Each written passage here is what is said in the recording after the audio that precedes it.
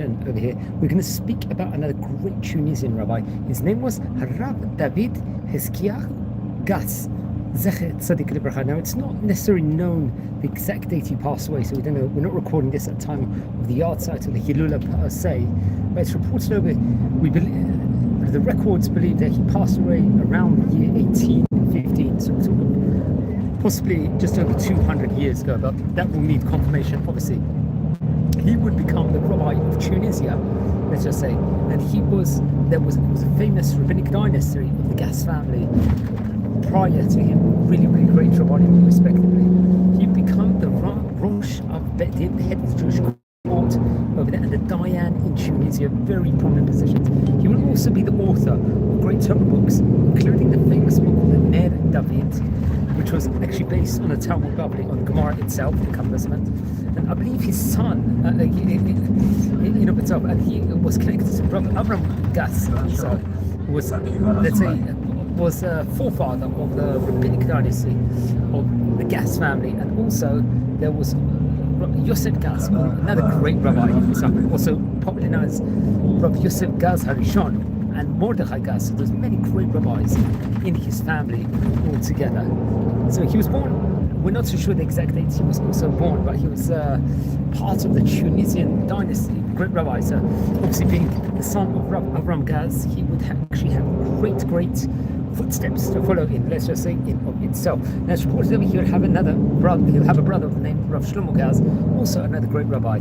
I believe he sadly passed away, his brother, in the year 1765, it is reported over, while he was at a young age. So every year, I believe, it's reported that Rabbi David would do a remembrance for him.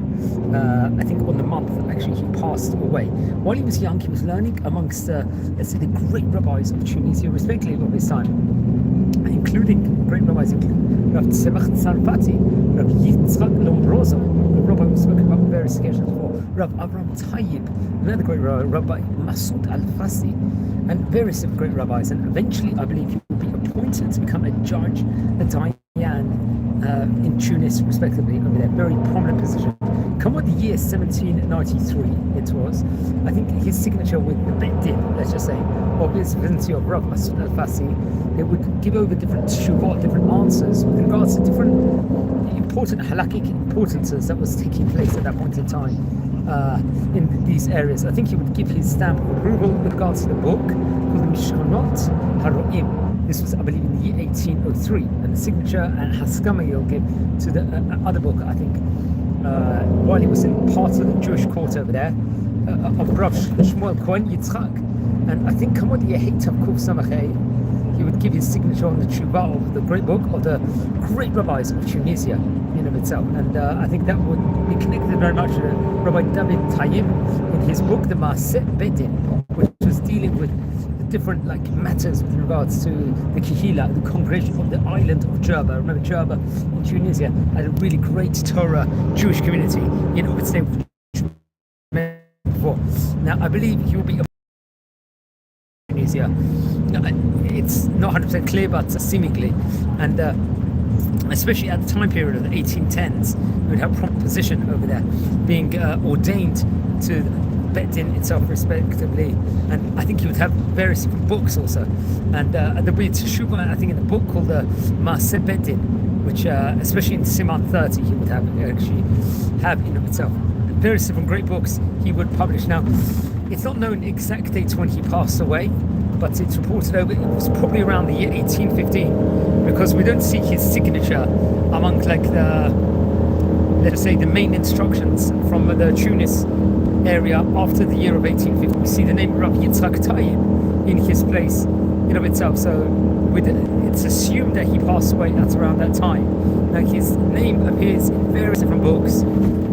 I think there's a liturgy in the Yom Kippur, the Day of Atonement Tefillah, I think in a publication from the great Tunisian rabbis, where his name is featured along with other great Tunisian rabbanim, including Rav Yitzchak Lombroso, Rav Tzemach Tzarfati, we mentioned about before, Rav Avram Abukra, Rav Yitzchak Chai Tayyib, Rav Yeshua Basis, and Rav Matzliach Mezuzah, all great Tunisian Rabbanim. Let's explore some of his great Torah works, including Ner David. The Ner David book was based on the Shas. I think it was in 2 sections himself. The first part, let's just say, was a shita on the Mesechet Shabbat, on Pesachim and Sukkah, and it was printed in Livorno. It was reported over, and I think also through Rabbi Yisrael Kush, if I'm not mistaken. The second book was in manuscript form. Then there was a Rubam Agdol Shel Kotvav. I think there was various different manuscripts he actually had that was written, I think, in gates, let's just say, to his books. That's the Ner David was a great book,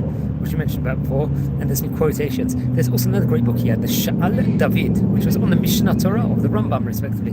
That was a manuscript form, a Ketav Yad. Then the Mishpatei David, which was on the Code of Jewish Law, the Shulchan Aruch, respectively. The Hama'alot LeDavid was also Chidushim, various different novelties, let's just say, and Torah teachings based on the Torah, respectively. The great rabbi was. Once again, we said he was head of Jewish quarter of Tunisia. But let's just say it was one of the main positions of that point in time in that specific vicinity. He was born. He passed away. If you go by the thought here, I'm looking actually on Wikipedia as a source, that it was 1815. He passed away from the time of recording here 210 years ago. So it's a great rabbi. He would leave great descendants also. Let's explore some of the great descendants he would have, including the famous Rabbi Mordechai Gass. He happened to be the author of a book. I think his book, Rabbi Mordechai Gass's book, was called the Magen David. Rabbi Yosef Gass Harishon, that was another one of his descendants, who was the author of the Sefer Perush Hamid Bar, respectively. Now, it's interesting. He was sandwiched between him in a position to be the chief rabbi of Tunisia, was Rabbi David Tayyib, Rabbi Yitzchak Tayyib, respectively. Those were the 2 chief rabbis of Tunisia in between his time period also. So we don't know the exact date of his Hilula, but please learn more about him, learn more about the great rabbis of yesteryear. We covered already in the series about 900 rabbis already, which is absolutely staggering. If you descend from any of the great rabbis, please send an email. If you feel anyone's interested in listening to any of these videos, share the videos to other people, respectively. We're a community here. We love learning about the great rabbis of yesteryear, and wishing you all well. Now, friends, we've already covered inside this series possibly close to around 100 Tunisian rabbanim.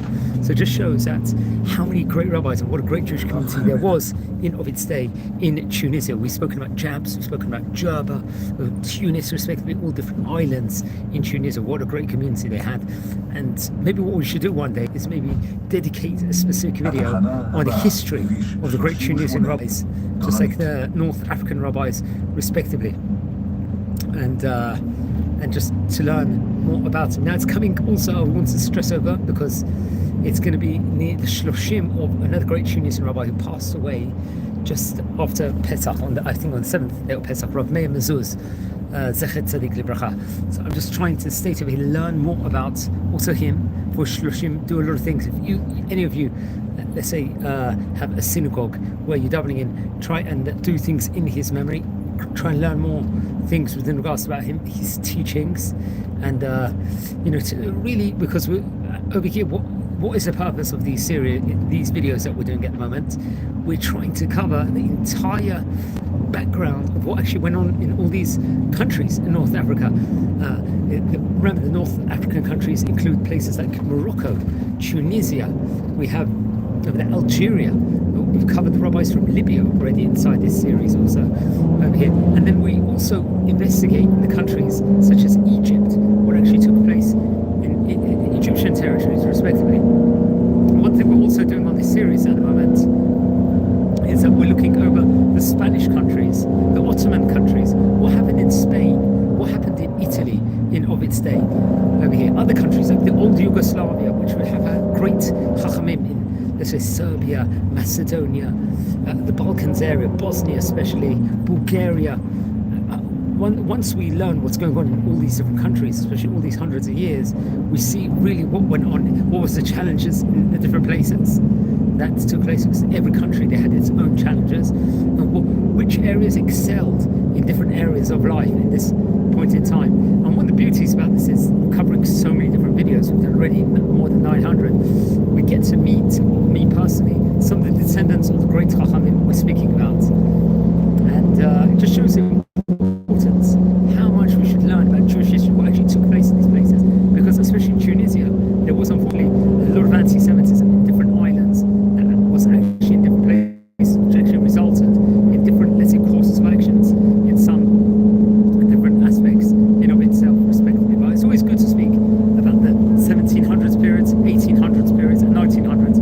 Most of the videos we're doing on this series over here have been concentrating more on the 18th, 19th, and 20th century rabbis over here. Now, friends, also, I just ask you a question now that you're all online. Please subscribe to the channel. We're nearly on 6,500 members. And please tell your friends to subscribe. And if you feel if anyone is interested in watching any of these videos, share the videos to those people respectively. So now, wishing you well here from Jerusalem. Take care and be well, everyone.